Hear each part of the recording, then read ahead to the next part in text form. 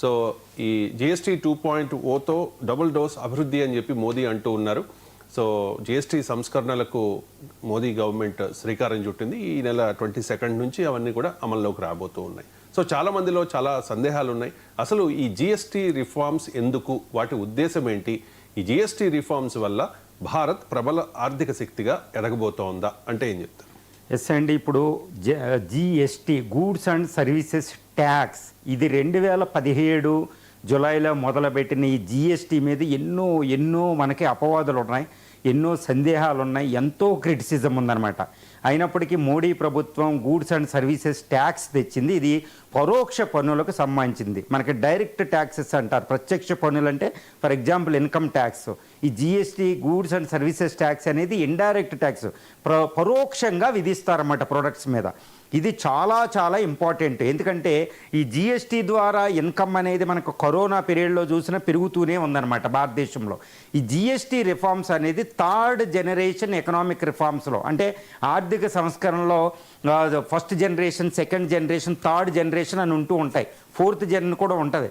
China third generation ఒక దశాబ్ద కాలం క్రితమే ముగించేసిందనమాట చైనా, కమ్యూనిస్ట్ చైనా. కాబట్టి దాని వృద్ధి అలా ఉంది, ఇప్పుడు అభివృద్ధిలో అలా ఉంది. కానీ భారతదేశం ఎకనామిక్ రిఫార్మ్స్ 1991లో మొదలుపెట్టినా చాలా నడక నడుస్తూ ఉంటుంది అనమాట. స్నేల్ పేస్లో ఉంటుంది, చాలా వెనకబడి ఇప్పటికీ మొదటి తరం రిఫార్మ్స్ కొన్ని చేయలేదు, లేబర్ లాస్ అనేవి. ఈ జిఎస్టీ అనేది థర్డ్ జనరేషన్ రిఫార్మ్స్లోకి వస్తుంది. కానీ ఈ జిఎస్టీ అనేది సరిగ్గా మనం అమలుపరచలేదు. కానీ వీటి పెట్టి జిఎస్టీ అమల్లోకి వచ్చిన 7 సంవత్సరాల తర్వాత మళ్ళీ జిఎస్టీ హేతుబద్ధీకరణ అనమాట, అది రేషనలైజేషన్ ఆఫ్ ది ఈ ఇండైరెక్ట్ ట్యాక్సెస్ అంటారన్నమాట. ఇప్పుడు హేతుబద్ధీకరణ ఈ రోజు అయ్యింది. 7 సంవత్సరాల పాటు అవలేదు. ఎందుకు అవలేదంటే జిఎస్టీ వచ్చినప్పుడే మనకి ఎన్నో విమర్శలు, అయ్యో ఇది వద్దు, ఎంతో లాస్, ఇది అనుకుంటూ. కానీ అలా నడిచింది. ఈ జిఎస్టీ ఇప్పుడు 7 సంవత్సరాల తర్వాత హేతుబద్ధీకరణ, రేషనలైజేషన్ చేయడం జరిగింది. అందుకే దీన్ని జిఎస్టీ 2.0 అని కూడా పిలుస్తాం అనమాట. దీని లక్ష్యం వెనకాల అసలు లక్ష్యం ఏంటి అని ప్రధాని కొంచెం చెబుతున్నారు, నిర్మలా సీతారామన్ గారు చెప్తున్నారు. కానీ వాళ్ళు ప్రజల కోసం చెప్తున్నారు, కానీ కొన్ని ఆర్థిక విషయాలు, లోతైన సంక్లిష్టమైన ఫైనాన్షియల్ ఇష్యూ ఆర్థిక విషయాలను బయటికి ప్రజలకు అర్థమయ్యేలాగా చెప్పలేరు. ఎందుకంటే వాళ్ళు ప్రజలకు అర్థమయ్యే భాషలో చెప్తున్నారు. కానీ మనం ఫైనాన్షియల్ సిస్టమ్ని, ఆర్థిక విషయాలు సంక్లిష్టత లోపలికి వెళ్తే చాలా లోతైన లక్ష్యాలు ఉన్నాయండి. ఆ లోతైన లక్ష్యం ఒక మాటలో చెప్పాలంటే ఇండియాని సూపర్ పవర్గా, ఒక ప్రబల ఆర్థిక శక్తిగా, ఒక అల్ట్రా మెగా సూపర్ పవర్గా మార్చేంత శక్తివంతమైన రిఫార్మ్స్లో ఈ జిఎస్టీ రిఫార్మ్స్ అనేది ఒక్కటి చెప్పుకోవచ్చు. అంతటి లక్ష్యం ఉందన్నమాట. కానీ నేపథ్యం అనేది ట్రంప్ ఏదో ఒక వెంటనే ఇమీడియట్ కాజ్ అనేది ఒకటి ఉండాలండి. ఆర్థిక సంస్కరణలో 1991లో మన్మోహన్ సింగ్ గారు, పివి నరసింహరావు గారు మొదలు పెడితే వెంటనే మనకి ఏముంది అంటే అక్కడ విషయం ఏంటి అంటే ఆర్థిక సంక్షోభం వచ్చింది. అలా ఏదో ఒకటి ఉండాలి. మనం ముందు మింగాలి అంటే ఒక రోగం ఉండాలి. అలాగే ఇంతటి శక్తివంతమైన స్టెప్ మోడీ గారు ఇప్పుడే ఎందుకు తీసుకున్నారు అంటే ట్రంప్ టారిఫ్స్ విధించడం వల్ల మనం ఆర్థికంగా $87 బిలియన్ ట్రేడ్ లాస్ అవుతున్నాం. అదండి, ఈ లాస్ అవ్వడం వల్ల ఎగుమతుల్ని మనం పూడ్చుకోవాలి. ఎలాగా? డొమెస్టిక్ స్వదేశీ అని చెప్తున్నారు మన మోడీ గారు. అది ఒకటి గుర్తుపెట్టుకోవాలి. అది ఎగుమతులు పెంచడానికి అక్కడ విదేశీయాల్లో చాలా ప్రాబ్లమ్స్ ఉన్నాయి. థర్డ్ వరల్డ్ వార్ సిచ్యువేషన్ ఉన్నాయి, ఎన్నో వార్లు జరుగుతున్నాయి. ప్రపంచం గ్లోబల్ చైనా, ఎన్నో రెస్ట్రిక్షన్స్. ఈ చైనాతో ట్రేడ్ డెఫిషిట్ ఉంది. యుఎస్తో ఎన్నో టారిఫ్లు, ఇంకా యుఎస్తో సవ్యంగా ట్రేడ్ అయ్యే ప్రసక్తి లేదు. ఆఫ్రికాలో ఈ కాంటినెంట్లో ట్రేడ్ అవ్వదు. మరి ఎలా భారతదేశం అభివృద్ధి చెందడం? భారతదేశం 2047 నాటికి ఒక ప్రబల శక్తిగా అవతరించాలి, రెండో అతిపెద్ద ఆర్థిక వ్యవస్థగా అవతరించాలి. $40 ట్రిలియన్ ఆర్థిక వ్యవస్థ అనే లక్ష్యం పెట్టుకున్నామండి 200వ స్వతంత్ర దినోత్సవానికి. ఈరోజు $4.24 ట్రిలియన్ ఆర్థిక వ్యవస్థ 10 రెట్లు పెరగాలి కేవలం 22 సంవత్సరాల్లో. ఎలా అవుతుంది ఇండియా అంటే? ఇండియా అయ్యేంత శక్తి దీనికి ఉంది, పొటెన్షియల్ ఉందండి, దీనికి అంత శక్తి ఉంది. మరి శక్తిని ఒక మంచిగా మార్చి ప్రబల శక్తిగా మార్చాలంటే ప్రస్తుత $4 ట్రిలియన్ ఆర్థిక వ్యవస్థ $40 ట్రిలియన్ ఆర్థిక వ్యవస్థ అవ్వాలి. కేవలం 22 సంవత్సరాలండి, ఒక జనరేషన్ టైం కూడా లేదు. మరి ఎలా అవుతుందంటే చాలా పెద్ద విషయాలు కావాలి, అందులో చాలా ఉంటాయండి. ఇన్ఫ్రాస్ట్రక్చర్ ప్రాజెక్ట్స్ అని, డెమోగ్రఫిక్ డివిడెండ్, చాలా విషయాలు ఉంటాయి. అందులో ఈ tax reforms, third generation reforms, అంతటి పెద్ద లక్ష్యం జిఎస్టీ వెనకాల ఉందండి. ఈ జిఎస్టీ రిఫార్మ్స్ అనేది చాలా పెద్ద, అన్నిటినీ టచ్ చేస్తుందన్నమాట. ఏ విధంగానో చూస్తే ఈరోజు నిర్మలా జిఎస్టీ కౌన్సిల్ అంటే ఇందులో సెంట్రల్ గవర్నమెంట్ ఉంటుంది, అన్ని స్టేట్ గవర్నమెంట్స్ ఉంటాయి, కేంద్రపాలిత ప్రాంతాలు కూడా ఉంటాయి. ఇవి రాజ్యాంగంలోనే ఆర్టికల్ 171 ప్రకారం ఇది జిఎస్టీ కౌన్సిల్ వచ్చింది, రాజ్యాంగ సవరణ ద్వారా వచ్చిందండి. ఇప్పుడు ఈ జిఎస్టీ కౌన్సిల్ ఏకాభిప్రాయంతో నిర్ణయం తీసుకోవడం జరిగింది. ఎన్ని పొలిటికల్ పార్టీలు ఉన్నా, ఎన్నున్నా, ఎంత రాజకీయంగా వైవిధ్యం ఉన్నా, భిన్నత్వం ఉన్నా, నిన్న జిఎస్టీ కౌన్సిల్ ఒక ఏకాభిప్రాయంతో తీసుకున్న ఒక నిర్ణయం అండి అది. ఆ నిర్ణయంలో ఏం తీసుకున్నారు, ఇప్పటివరకు 4 స్లాబ్స్ ఉండే, 0 పక్కన పెడితే 5%, 12%, 18%, 28% అనే 4 స్లాబ్స్ ఉండే ఇది జిఎస్టీలో. కానీ ఇప్పుడు ఈ 5-18% అనే 2 స్లాబ్సే ఉంటాయి, మధ్యలో 12% తీసేశారు, 28% తీసేశారు. దీనివల్ల 93,000 కోట్ల లాస్ వస్తుంది. కానీ ఈ 40% అనేది ఒక పెద్దగా ఒకటి పెట్టారన్నమాట. అందులో ఏమంటే సిన్ గూడ్స్, పాపపు వస్తువులు అంటారు. ఇది పొగాకు వస్తువులు, సిగరెట్లు, ఈ బీడీలు, ఇలాంటివన్నీ పాపపు వస్తువులు అనమాట. ఇవన్నీ మనం నిషేధించాలి, కానీ కంప్లీట్ నిషేధించడం కుదరదు కాబట్టి అవి వాడే వాళ్ళ మీద ఎక్కువ ట్యాక్స్ వేస్తాం, 40% వేస్తూ ఉన్నాం అనమాట. అక్కడికి అంత 48,000 కోట్లు డబ్బులు వస్తున్నాయి. తర్వాత లగ్జరీ గూడ్స్ అంటారు. ఫర్ ఎగ్జాంపుల్ సుజుకి అనేది ఒక సెడాన్ కారు చాలు, బెంజ్ లాంటి కార్లు కొంటారు, వాళ్ళ మీద ట్యాక్స్ వేస్తాం, అది 40% పైన ఉండబోతుంది. కాబట్టి అక్కడ ఈ లగ్జరీ గూడ్స్, సిన్ని గూడ్స్ నుంచి వచ్చే డబ్బు 48,000 కోట్లు.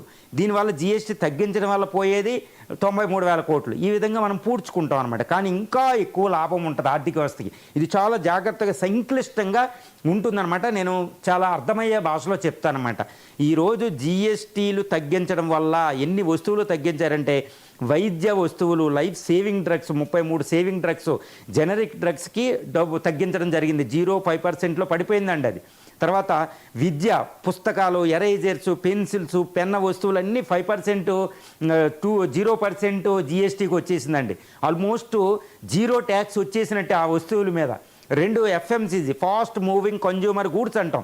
ఈరోజు ఫ్రిడ్జ్లు, రేడియోలు, టీవీలు, వీటన్నిటి మీద రేట్లు తగ్గిపోయింది. మన కిచెన్లో వాడే వస్తువులన్నీ, అన్ని వస్తువుల మీద అక్కడ రేట్లు తగ్గిపోయినాయండి. అదొకటి మనం గమనించాలి. ఫెర్టిలైజర్ మీద తగ్గిపోయింది, 5%కు వచ్చేసింది. సిమెంట్ మీద పట్టిపోయింది, మన గృహోపకరణాల మీద. ఇలా బట్టలు, కాటన్, యార్న్, రా మెటీరియల్స్, వీటన్నిటి మీద తగ్గిపోయింది. అంటే చూడండి, మన ఇంట్లో వస్తువులు చూస్తే ప్రతి విషయం మీద ఈరోజు ట్యాక్స్ తగ్గించబడిందండి. 28 నుండి 5%, 18 నుంచి 12%, తర్వాత 5 నుంచి 0%లో పడిపోయినాయి ట్యాక్స్లో.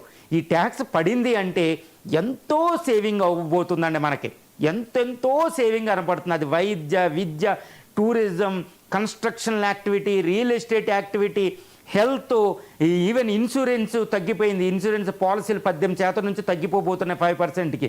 ఇదంతా అంటే టోటల్, అంటే ప్రైమరీ సెక్టార్ అగ్రికల్చర్ నుంచి, ప్రైమరీ సెక్టార్ నుంచి సెకండరీ సెక్టార్ ఇండస్ట్రియల్ సెక్టారు, తర్వాత సర్వీసెస్ సెక్టార్ అంటారు, విద్య, వైద్యం, వీటన్నిటి మీద, తర్వాత అల్ట్రా, ఇప్పుడు 5th ఇండస్ట్రియల్ రెవల్యూషన్ సంబంధించిన కొత్త స్టార్టప్, వీటి మీద, వీటన్నిటి మీద రేట్లు తగ్గిపోతున్నాయండి. చాలా పెద్ద రిఫార్మ్స్ అండి. నేనేం చెప్తానంటే, గత 20 సంవత్సరాల్లో అతిపెద్ద రిఫార్మ్ ప్రాసెస్ అని చెప్తాను. జిఎస్టీ రావడం గొప్ప కాదు, జిఎస్టీని మంచిగా అమలు జరపడం గొప్ప. ఇది చాలా విశిష్టత ఉందన్నమాట. ఇన్ని రంగాలను ప్రభావితం చేసే ట్యాక్సులు అంటే ఏం జరగబోతుందంటే, చాలా లేమేన్ మామూలు భాషలో చెప్పాలంటే, ఇన్ని వస్తువుల రేట్లు తగ్గిపోబోతున్నాయి. దానివల్ల వెంటనే జరిగేది ఏంటి, వాటికి డిమాండ్ పెరిగిపోతుందన్నమాట. డిమాండ్, ఎక్కువ వస్తువులు కొంటారు ప్రజలు వెళ్ళి. 42 కోట్ల మంది ప్రజలు కొంటారు. కన్జ్యూమర్లో world's 3rd largest consumer market, వినియోగదారుల మార్కెట్ ఉన్న దేశం అనమాట ఇది. ఇవి స్వదేశీ అని చెప్తున్నాం చూడండి, ప్రైమ్ మినిస్టర్ అంటున్నారు అదే. వీళ్ళందరూ వస్తువులు ఎక్కువ కొంటారన్నమాట. ఎక్కువ కొన్నా తక్కువ రేటుకు దొరుకుతుంది కాబట్టి వాళ్ళ దగ్గర సేవింగ్ ఎక్కువ అవుతుంది. కారు చౌకగా జరిగిద్ది, ద్రవ్యోల్బణం తగ్గించబడుతుంది. ఇలా సేవింగ్స్ పెరగడం వల్ల ఎక్కువ ఇన్వెస్ట్మెంట్ చేస్తారు. ఇన్వెస్ట్మెంట్ పెట్టి చేయడం వల్ల ఎంతో అద్భుతంగా మార్కెట్లో మన డబ్బులు మనకే సరిపోతాయి, బయట నుంచి ఇన్వెస్ట్మెంట్లు అవసరం లేదు. ఈ కారు చౌకగా లభించడం వల్ల ప్రజల్లో డిమాండ్ పెరుగుతుంది. డిమాండ్ పెరిగిందంటే ఏంటి, ప్రొడక్షన్, ఉత్పత్తి పెరగడానికి అవకాశం ఉంటుంది. ఉత్పత్తి అక్కడ పెరుగుతుంది అంటే ఒక ఫ్యాక్టరీలో ఫర్ ఎగ్జాంపుల్ వెంటనే అక్కడ ఏం కావాలి, ఎక్కువ మంది ఎంప్లాయీస్ కావాలి. సో ఎంప్లాయ్మెంట్ పెరుగుతుంది, ఉద్యోగిత దేశంలో. దీంతో పాటు ఉద్యోగిత పెరుగుతుంది, ఉద్యోగిత పెరిగితే ఇన్కమ్స్ పెరిగితాయి, వృద్ధి పెరుగుతుంది. ఇది ఒక లక్ష్యం. వృద్ధి, ఎకనామిక్ వృద్ధి పెంచడం. ఇప్పుడు 6.5% యావరేజ్ వృద్ధి ఉంటుందండి మనకి, కానీ అది మనకి సరిపోదు. 8-10% వృద్ధి ఉంటేనే మనం ప్రపంచంలో అతిపెద్ద శక్తి అవుతాం. అది మనం గుర్తుపెట్టుకోవాలి. ఈ వృద్ధి అనేది అతిపెద్ద లక్ష్యం. ద్రవ్యోల్బణం తగ్గించడం అతిపెద్ద లక్ష్యం. ఉత్పత్తిని పెంచడం అతిపెద్ద లక్ష్యం. 2, దేశంలో వాళ్ళే ఎక్కువ కొంటే ఈ ట్రంప్ టారిఫ్లు అనేవి, యుద్ధాలు అనేవి మన మీద ప్రభావితం ఉండదు. మన గ్రోత్ రేట్ మనమే మెయింటైన్ చేయగలుగుతాం. అతిపెద్ద లక్ష్యం. Savings, investment. చూడండి, ఇలా ఎకనామికల్గా చాలా సంక్లిష్టమైన విషయాలు ఉన్నాయి కాబట్టి ప్రపంచంలో అతిపెద్ద ప్రబల శక్తిగా, అంటే చైనా వృద్ధి దాటేశాం. G20లో ఉన్న అన్ని దేశాల వృద్ధిని దాటేశాం. ఈరోజు G20 మ్యాప్ చూస్తే G20లో ఉన్న అన్ని దేశాల కంటే ఎక్కువ వృద్ధి ఉంటుందండి. IMF, IBRD నోమురాలు చెప్తున్నవి. అత్యధిక fastest growing economy on the earth surface. కానీ ఇక్కడ ఒక విషయం, అది గొప్ప కాదండి. ఈ గ్రోత్ రేటు 6.5% మనకి సరిపోదు. చైనా 10% అభివృద్ధి చెందింది 2 దశాబ్దాలు. కాబట్టి ఈరోజు $20 ట్రిలియన్ ఉంది. ఈరోజు ఫాస్టెస్ట్ గ్రోయింగ్ ఎకానమీ అని మనం సరిపెట్టుకోకూడదు. అది 10% డబుల్ డిజిట్ గ్రోత్ రేట్కి వెళ్ళాలి. ఇది 2009, 8, 9లో ఒక్కసారి 10% దాటింది అంతే మన ఇండియా ఫైనాన్షియల్ మార్కెట్లో, ఇది ఆర్థిక సంస్కరణ మొదలుపెట్టాక. కాబట్టి 10% వృద్ధి పదంలో తీసుకెళ్ళగలే అతిపెద్ద రిఫార్మ్ GST 2.0. ఇది మోడీ చేతిలో అతిపెద్ద బ్రహ్మాస్త్రం. దీంతో ట్రంప్ అనే వ్యక్తితో మనకు సంబంధం ఉండదు. ఎక్కడ యుద్ధాలు జరిగినా మనకు సంబంధం ఉండదు. చైనాతో ఎలా ఉన్నా సంబంధం లేదు. ఈవెన్ అక్కడ భారత్ పాక్ యుద్ధం లాంటి 2 యుద్ధాలు చేస్తున్నప్పటికీ మనం వృద్ధి ఆగదు. ఎందుకంటే మన ఇండియాని ఏదో విధంగా ఒక యుద్ధంలో పడేసి, ట్రాప్లో పడేసి వృద్ధిని ఆపుదామని ట్రై చేస్తున్నారు. యుద్ధం వచ్చినా మన వృద్ధి ఆగదు. ఎందుకంటే మనం భారతీయులు కొనే వస్తువులే భారత వృద్ధికి ఈరోజు ఊతం అవ్వబోతుంది, ఫ్యూల్ అవ్వబోతుంది, ఇంధనం అవ్వబోతుంది, ఒక కందెనగా మార్చబోతుంది. కాబట్టి ఇండియాని ముందు చూపుతో ఒక అద్భుతమైన రిఫార్మ్ అనమాట. దీంతోపాటు మనం ఇన్కమ్ ట్యాక్స్ రిఫార్మ్స్ కూడా జరిగినాయి రీసెంట్గా. చూసుకోండి, పార్లమెంట్లో ఇదే నిర్మలా సీతారామన్ మొన్న మాన్సూన్ సెషన్లో పెట్టారు. సో చాలా పెద్ద 3rd జనరేషన్ రిఫార్మ్స్. ఇప్పుడు లేబర్ లాస్ అయిపోతుంది. సో ఇండియాని 10% వృద్ధి రేటు పదం వైపుకు నడిపించడం, 2047 నాటికి భారతదేశాన్ని అమెరికాను దాటిచ్చేసి తర్వాత $40 ట్రిలియన్ ఆర్థిక వ్యవస్థ, అంటే ప్రస్తుతం ఉన్న $4 ట్రిలియన్ ఆర్థిక వ్యవస్థ నుంచి 10 రెట్లు పెంచుకుని 22 సంవత్సరాల్లో $40 ట్రిలియన్ ఆర్థిక వ్యవస్థగా మార్చబోతున్నాం. ఈ GST 2.0 అనే రిఫార్మ్, ఈ మేక్ ఇన్ ఇండియా ప్రోగ్రామ్ అని, నేషనల్ ఎడ్యుకేషన్ పాలసీ అని, వీటన్నింటికి పెద్ద ఊతం అవ్వబోతుందన్నమాట. ఈ ఇన్ఫ్రాస్ట్రక్చర్, ఏది మన ఫ్రైట్ కారిడార్లు అలాంటివి, అగ్రికల్చర్ అని. చూడండి, ఒక అద్భుతమైన రిఫార్మ్ అనమాట. నేను చెప్పడానికి ఒక రోజు పడుతుంది ఎకనామిక్స్లో లోపలికి డెప్త్కి వెళ్ళిపోయామంటే. కానీ చాలా అర్థవంతమైన విధంగా నేను ఇంత క్లుప్తంగా చెప్తున్నానంటే, ఈ మోడీ తీసుకున్న ఈ నిర్ణయం ఒక బ్రహ్మాస్త్రం.